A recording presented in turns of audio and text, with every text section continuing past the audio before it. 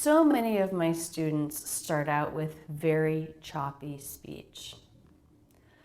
The words are not connected at all. It sounds very choppy. That does not sound like natural American English. When these students start working on linking and connecting their speech, their smoothness improves, their intonation improves, their rhythm improves, and they begin to speak more natural English. Within a thought group, we want all words to be part of one smooth line. Now we have to get to the important idea of what is a thought group. It's a term that you'll see lots of teachers use when they talk about linking, myself included. There are two reasons why this is important. First, as you know, you want to link all words in a thought group, but also to be more easily understood, to be clearer. You want to put little pauses between thought groups. Both are important for sounding American and for being understood. So what is a thought group? It's a short string of words with one main idea that forms a logical unit. There can be several in one sentence.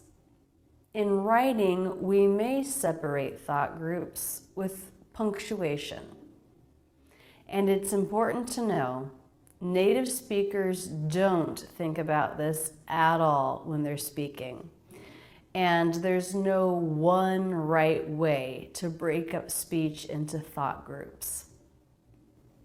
Let's look at a sentence I just said. And it's important to know native speakers don't think about this at all when they're speaking. And it's important to know I did a break here, making a separate thought group. And it's important to know native speakers don't think about this at all when they're speaking. And then I did a little lift here, a little pause. Native speakers don't think about this at all when they're speaking. Making another thought group. And it's important to know native speakers don't think about this at all when they're speaking. Let's take another example sentence. I could say this several ways. First, with no breaks.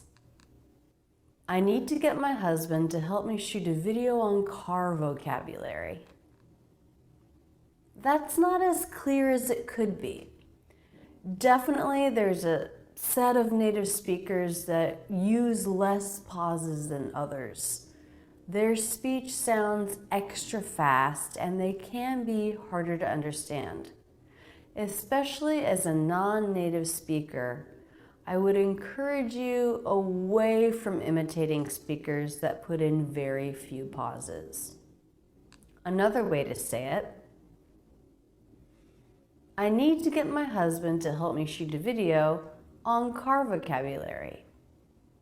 There, I put a little break before the last three words. On car vocabulary.